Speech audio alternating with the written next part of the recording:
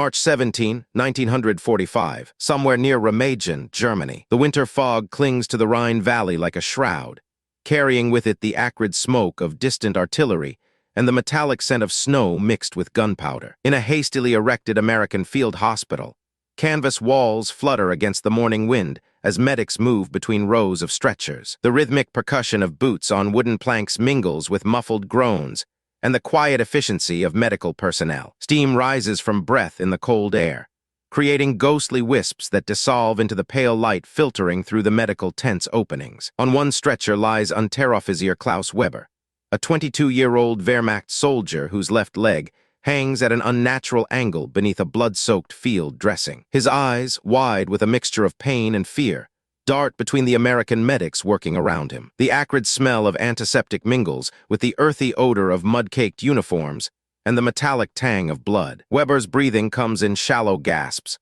not just from his injuries, but from the dawning realization that he is now completely at the mercy of the enemy he had been taught to hate. What unfolds in the next several hours will shatter everything this young German soldier believed about his captors, about war, and about the fundamental nature of human dignity. It will become a moment that reverberates through his consciousness for decades to come, transforming not just one man's understanding, but contributing to the ideological reconstruction of an entire generation of Germans who would help rebuild democratic Europe from the ashes of the Third Reich. The morning of March 17, 1945, represents more than just another day in the final months of World War II European theater. It stands as a crystalline moment when the abstract principles of democracy and human dignity were made manifest through the simple act of medical care extended to wounded enemies. This was not an isolated incident, but part of a systematic approach by American forces that would ultimately treat over 425,000 German prisoners of war according to the Geneva Convention standards,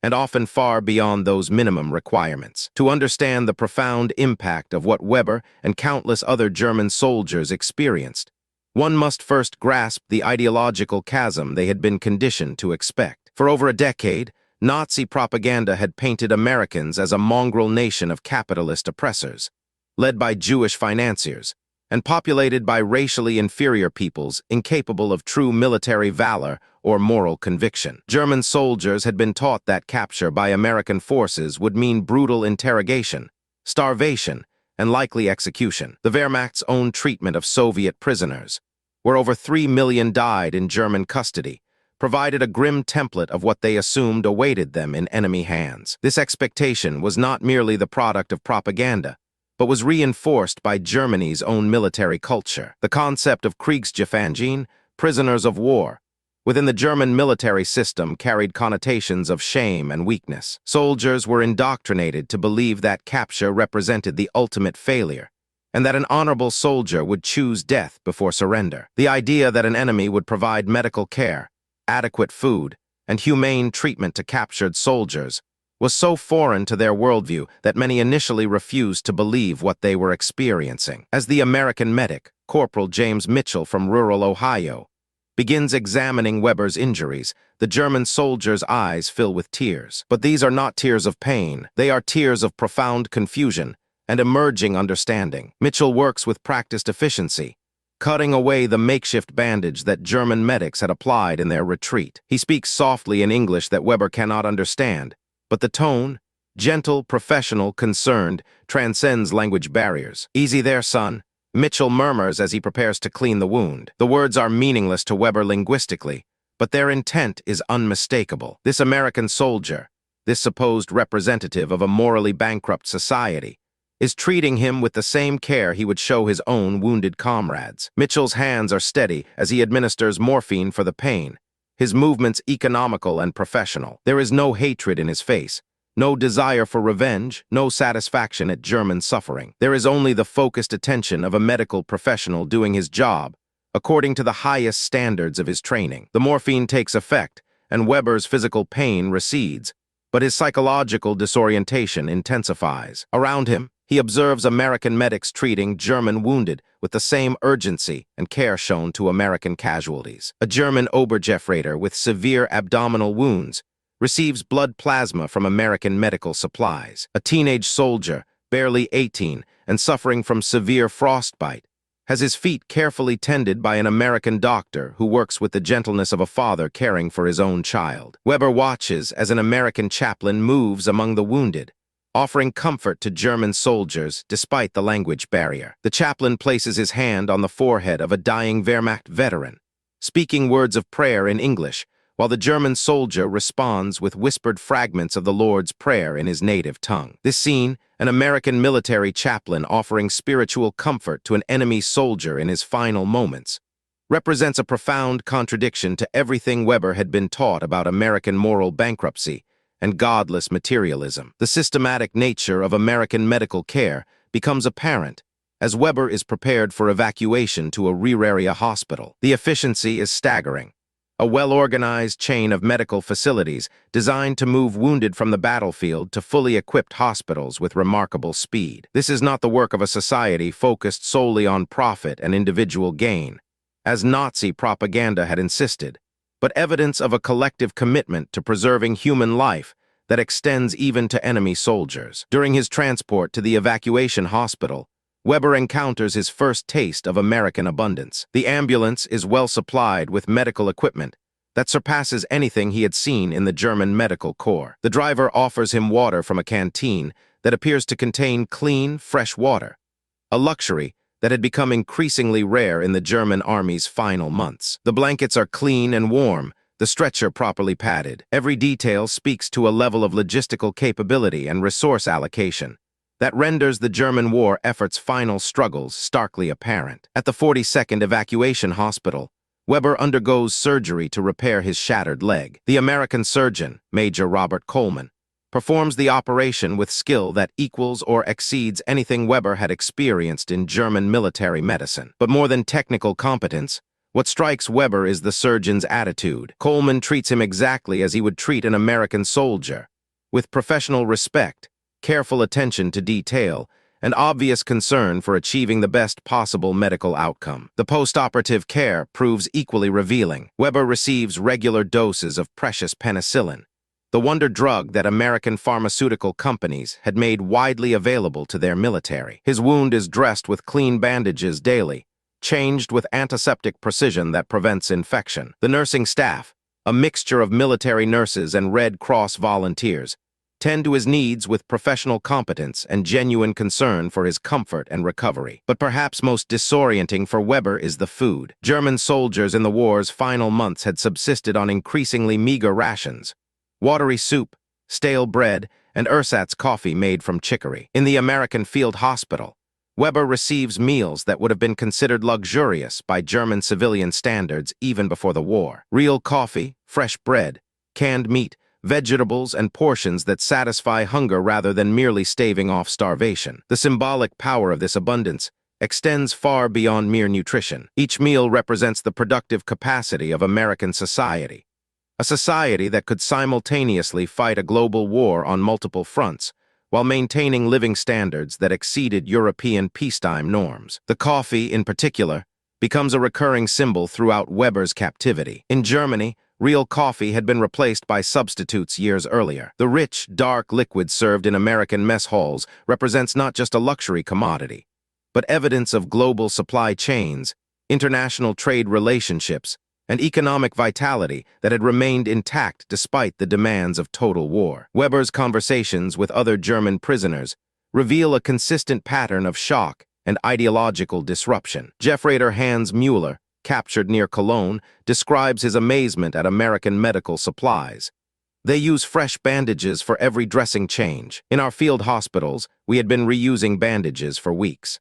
Unterscharführer Ernst Richter, an SS soldier whose ideological commitment had been absolute, confesses his confusion. They treat us better than our own officers treated us. How can this be the behavior of racial inferiors?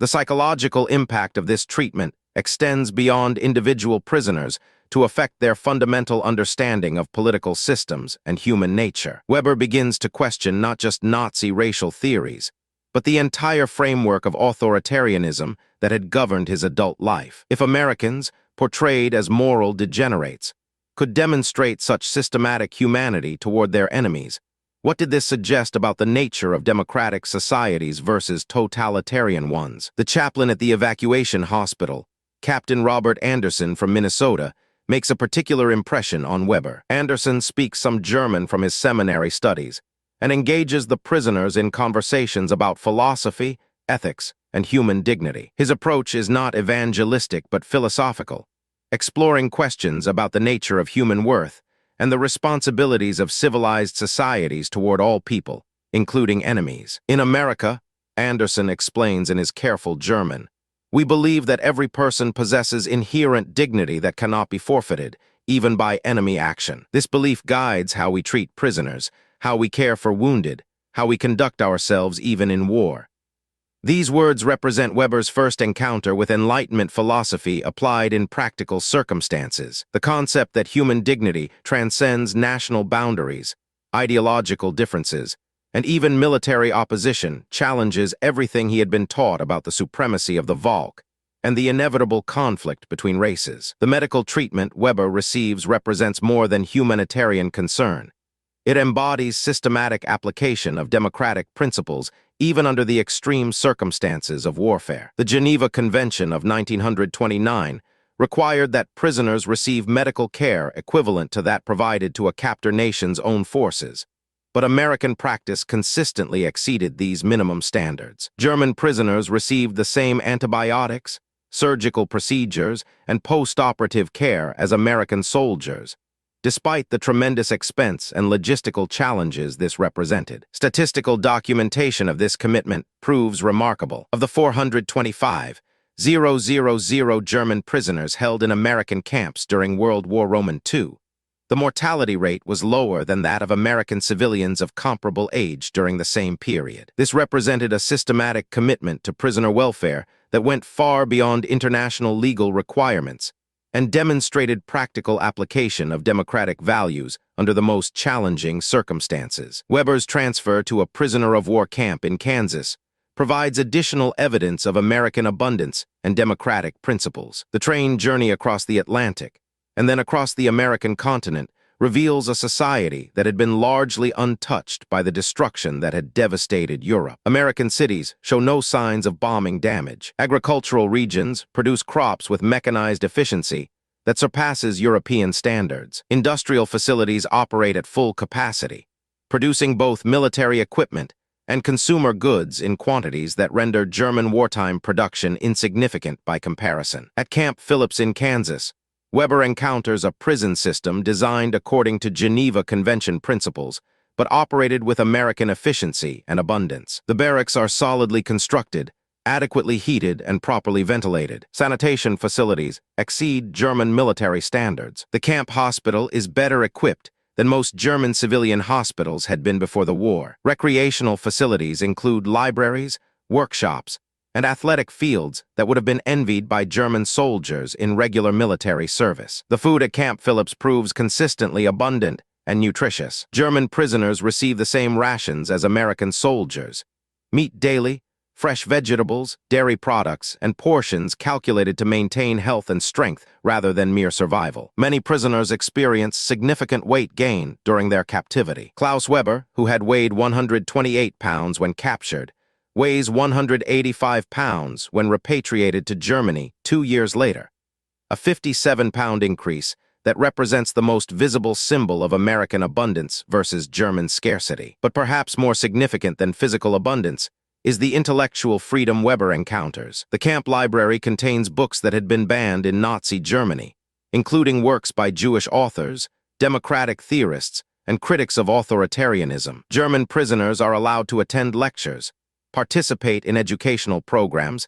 and engage in discussions that would have been treasonous under Nazi rule. This intellectual freedom proves as nourishing as the physical abundance, allowing prisoners to explore ideas and perspectives that had been systematically suppressed in Germany. Weber's education continues through interaction with American guards and administrative personnel. Unlike the harsh discipline he had known in the Wehrmacht, American military authority operates through clearly defined rules applied consistently and fairly. Prisoners who follow regulations are treated with respect and dignity. Disciplinary measures for infractions are proportionate and predictable rather than arbitrary and brutal. This experience of lawful authority, power exercised according to established principles rather than personal whim, provides Weber with his first practical understanding of constitutional governance. The American approach to prisoner labor further demonstrates democratic principles in action. Rather than forced labor under harsh conditions, work assignments at Camp Phillips are regulated, fairly compensated, and designed to maintain prisoners' dignity while contributing to the war effort. German prisoners work on farms, in canneries, and in other facilities where their labor addresses wartime labor shortages while providing them with useful skills and fair wages. This approach contrasts sharply with the slave labor systems employed by Nazi Germany, where captured soldiers and civilians worked under brutal conditions until death. Interactions with American civilians provide additional insight into democratic society's character. Local farmers who employ prisoner labor treat them with professional respect, paying fair wages and providing adequate working conditions. Civilian women who work in camp kitchens or administrative roles demonstrate the gender equality that Nazi ideology had rejected. The integration of different ethnic groups within American military and civilian populations contradicts Nazi racial theories through daily practical evidence. The camp's religious services prove particularly meaningful for Weber. American military chaplains conduct services for German prisoners in their own language, respecting their religious traditions while making no attempt at forced conversion. Catholic, Protestant, and even non-religious prisoners receive equal treatment and access to spiritual resources. This religious tolerance, practically applied even toward enemy prisoners, demonstrates the pluralistic principles that would later influence democratic reconstruction in Germany. As Weber's English improves, he gains access to American newspapers, magazines, and radio broadcasts that reveal the open nature of democratic discourse. American media criticizes government policies, debates military strategy, and discusses political alternatives with a freedom that would have been unimaginable under Nazi rule. Political opposition parties operate legally. Elections continue even during wartime, and citizens debate public policy without fear of arrest or persecution. The contrast with German information control becomes starkly apparent. Weber realizes that he had been systematically lied to about American society, military capabilities, and war aims. The abundance he witnesses, the humane treatment he receives, and the democratic processes he observes contradict every fundamental assumption of Nazi ideology. This recognition proves psychologically devastating, but ultimately liberating, freeing him from the intellectual constraints that had limited his understanding of political possibilities. Letters from Germany reveal the growing devastation of his homeland, while his own living conditions improve steadily. His family writes of food shortages, bombing damage, and military collapse while Weber gains weight, receives medical care, and participates in educational programs that would have been unavailable to him as a German civilian. This ironic reversal, that he lives better as an American prisoner than his family does as German citizens, symbolizes the fundamental contrast between democratic abundance and totalitarian scarcity. The coffee served with each meal becomes Weber's most powerful symbol of American abundance and democratic values. Each cup represents not just a luxury commodity, but evidence of global trade relationships, productive capacity, and social organization that had remained intact despite the demands of total war. The fact that American authorities provide real coffee to German prisoners, while German civilians drink ersatz substitutes, demonstrates both material abundance and principled commitment to treating prisoners according to civilized standards. This daily ritual of coffee service takes on almost ceremonial significance for Weber. Each morning, as he receives his cup of rich, dark liquid, he contemplates the society that could afford such abundance while fighting a global war. The coffee's warmth, flavor, and abundance symbolize everything Nazi ideology had insisted America lacked: genuine culture, productive capacity, and moral commitment to humane values. Weber's interactions with other prisoners reveal a consistent pattern of ideological transformation. Alex Funk, a military chaplain captured in North Africa, organizes educational discussions that explore democratic theory and practice. Funk later writes, "We all were positively impressed by the U.S., and that we all had been won over to friendly relations with the U.S.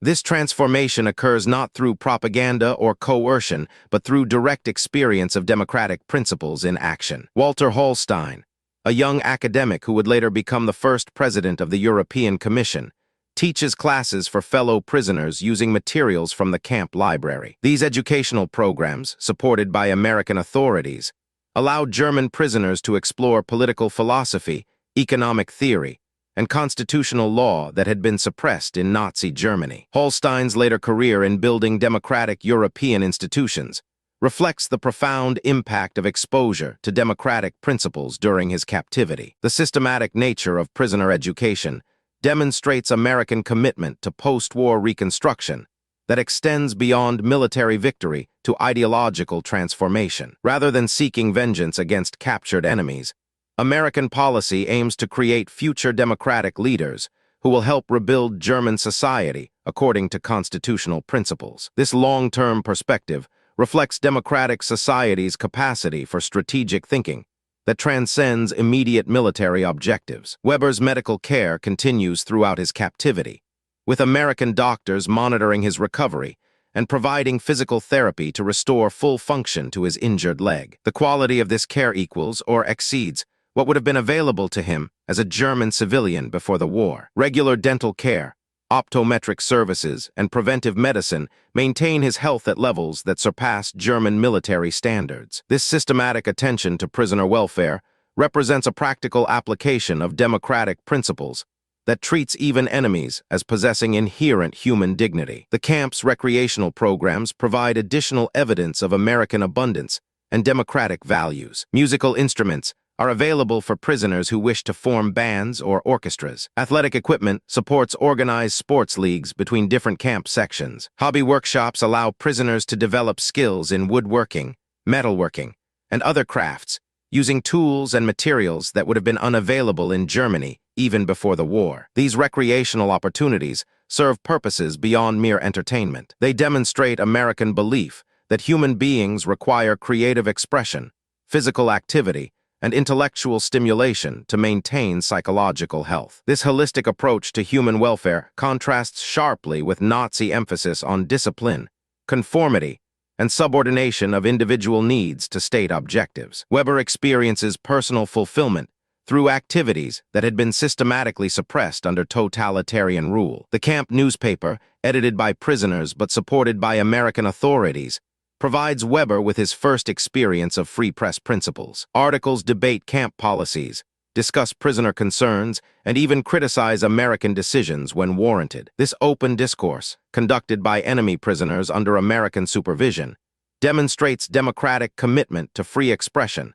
that extends even to those who had recently been seeking to destroy American society. Weber's correspondence with his family reveals the growing contrast between his improving circumstances and their deteriorating situation. His letters describe abundant food, comfortable living conditions, educational opportunities, and fair treatment, while their responses tell of hunger, cold, bombing damage, and social collapse. This ironic reversal forces Weber to confront the fundamental failure of Nazi ideology to provide for German citizens' basic needs, while American society maintains abundance even for enemy prisoners. The end of the war in May 1945 brings new revelations about Nazi crimes that Weber had not fully understood during his military service. American authorities screened documentary films about concentration camps, showing evidence of genocide that shocks even committed Nazi party members among the prisoners. Weber's reaction combines horror at the crimes committed in Germany's name with gratitude that he has been captured by forces committed to civilized standards of conduct. These revelations complete Weber's ideological transformation. The regime he had served not only failed to provide for German citizens' welfare, but committed crimes that violated fundamental human dignity. By contrast, the American forces that had defeated Germany demonstrate through their treatment of prisoners that military victory need not require abandonment of civilized principles. This experience provides Weber with a practical understanding of moral leadership that transcends military power. The coffee served during these difficult film screenings takes on additional symbolic meaning. As Weber watches evidence of Nazi atrocities while drinking coffee provided by his American captors, the contrast between civilized and barbaric societies becomes unmistakably clear. The abundance represented by real coffee, served compassionately during moments of difficult truth-telling, symbolizes the moral abundance of democratic society that can maintain humane standards even when confronting evil. Weber's preparation for repatriation includes intensive education in democratic principles, constitutional law, and economic theory, designed to prepare him for participation in Germany's democratic reconstruction. These classes, taught by American professors and sympathetic German prisoners, provide practical understanding of how democratic institutions function and why they prove more effective than authoritarian alternatives in promoting human welfare. The economic component of this education proves particularly relevant. Weber learns about market economics, private property rights, and entrepreneurial freedom that had been systematically suppressed under Nazi economic controls. The abundance he has witnessed in American society results not from natural resources alone, but from economic and political systems that reward productivity, innovation, and voluntary cooperation rather than coercion and central planning. Weber's repatriation to Germany in 1947 provides a stark contrast to his American captivity. The Germany he returns to shows devastation that extends beyond physical destruction to encompass social, economic, and moral collapse. Cities lie in ruins, food remains scarce, and social institutions require complete reconstruction. By contrast, Weber himself returns healthy, well-educated, and equipped with practical understanding of democratic alternatives to the authoritarianism that had brought such destruction. The coffee beans Weber carries in his personal belongings symbolize both his American experience and his hope for Germany's democratic future. These beans, a farewell gift from American camp authorities, represent abundance, international trade, and civilized social relationships that he hopes to help establish in reconstructed Germany. Each cup of coffee he brews will remind him of the democratic principles he witnessed in action and his responsibility to help implement them in his homeland. Weber's post-war career in democratic reconstruction reflects the transformation that American prisoner treatment achieved among thousands of German soldiers. He works with American occupation authorities to establish democratic institutions, helping to draft local constitutions and organize free elections. His first-hand experience of democratic principles in action provides credibility and practical understanding that proves invaluable in convincing skeptical Germans that democratic alternatives to authoritarianism can actually work. The broader impact of American prisoner policy extends far beyond individual cases like Weber's. Of the 425,000 German prisoners held in American camps, approximately 25,000 received intensive democratic education before repatriation. These men formed a crucial cadre of democratic leaders who helped rebuild German political institutions according to constitutional principles. Their experience of American abundance and democratic practice provided practical models for the institutions they helped establish. Statistical evidence documents the success of this approach. Former German prisoners of war showed significantly higher rates of democratic political participation, lower rates of extremist political affiliation, and greater commitment to international cooperation than German civilians who had not experienced American captivity. This correlation suggests that direct experience of democratic principles proved more effective than theoretical education in creating committed democratic citizens. The economic reconstruction of Germany also benefited from prisoners' American experience. Former prisoners demonstrated higher rates of entrepreneurship, greater adoption of American business practices, and stronger support for market economic policies than Germans without such experience. The productive abundance they had witnessed in American society provided both inspiration and practical models for Germany's remarkable economic recovery in the 1950s and 1960s. Weber's own business career illustrates this pattern. Using skills learned in American camp workshops and principles observed in American economic organization, he establishes a small manufacturing company that grows steadily during Germany's economic miracle. His management style, learned from observing American efficiency and democratic workplace relationships, creates a company culture that treats employees with dignity while achieving remarkable productivity. The coffee served in Weber's company cafeteria maintains its symbolic significance. Real coffee, available to all employees regardless of rank, represents the abundance and egalitarian principles that Weber learned to associate with democratic society. This daily ritual connects his employees to the broader democratic transformation of German society, while symbolizing the material prosperity that democratic institutions can achieve. Weber's family relationships also reflect his American experience. His treatment of his wife and children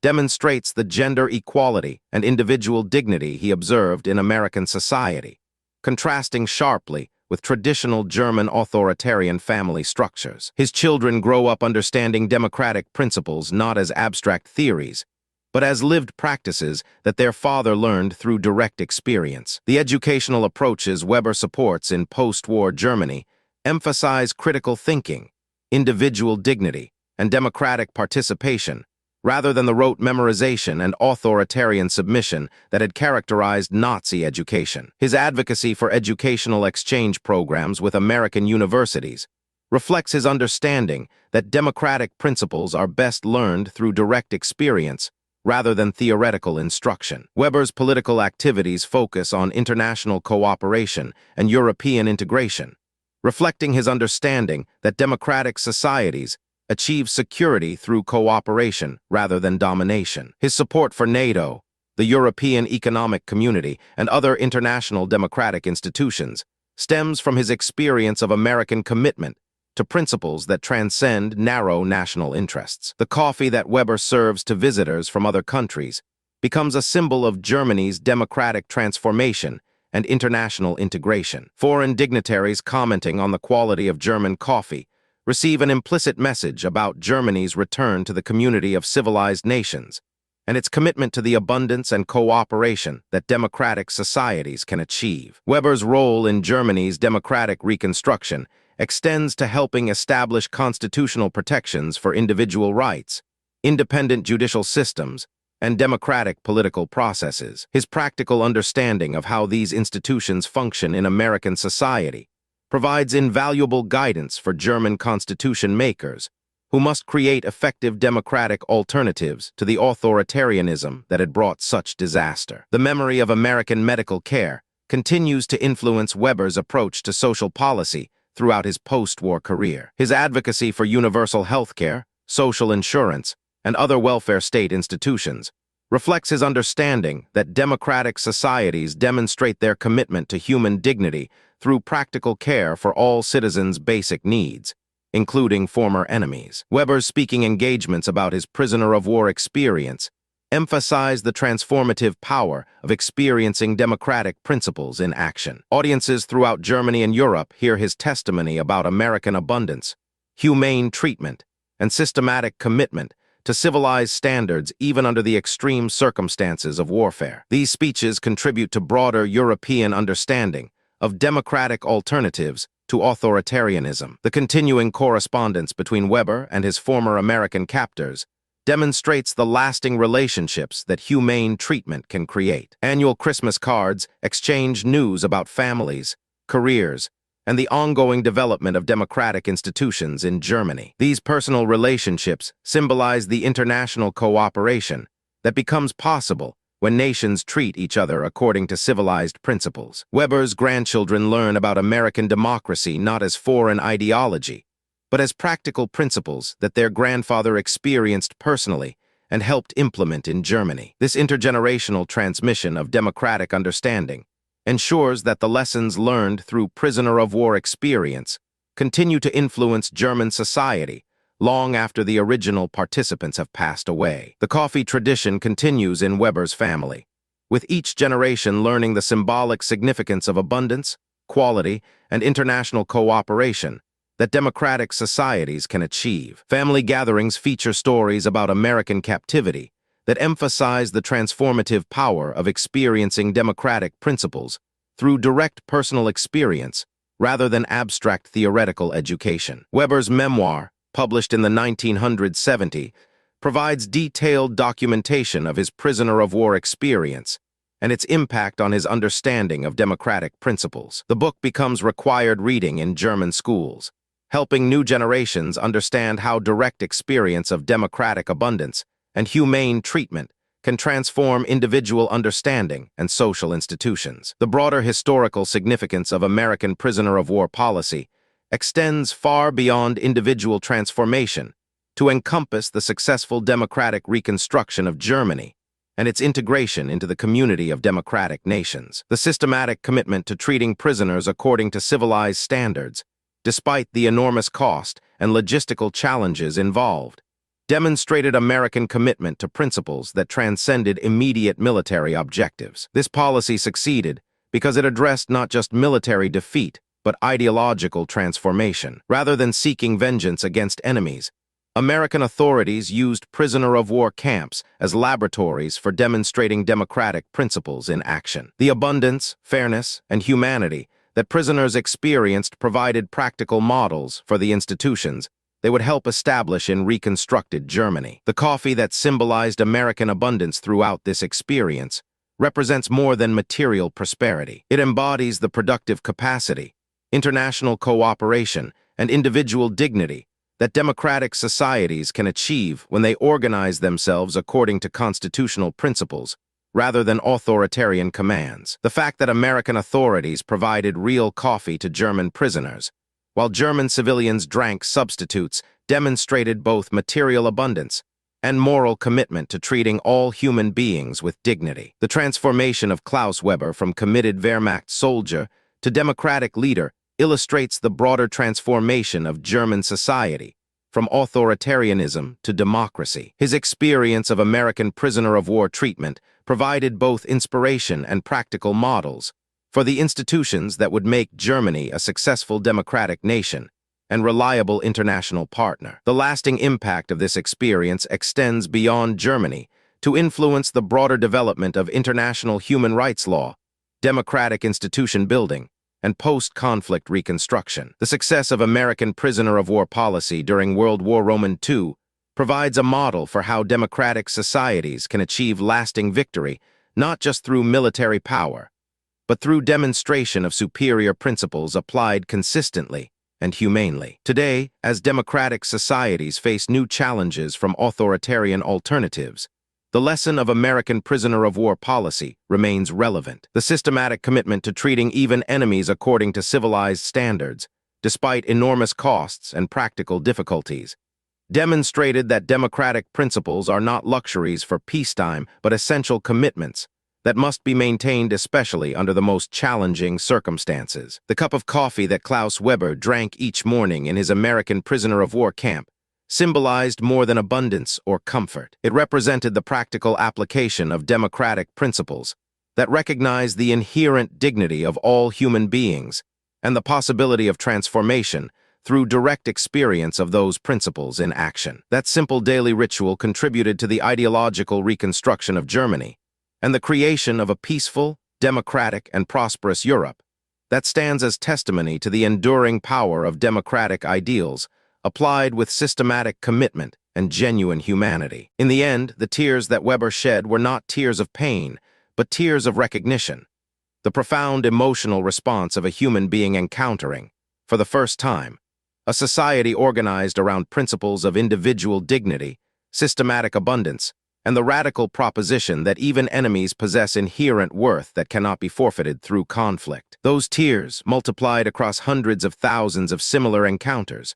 washed away the ideological foundations of authoritarianism and helped create the democratic Germany that stands today as one of America's most reliable allies and one of Europe's most stable democracies. The simple act of providing medical care, adequate food, and humane treatment to wounded enemies became a force more powerful than armies in transforming the ideological landscape of the 20th century and creating the foundations for lasting peace between former adversaries.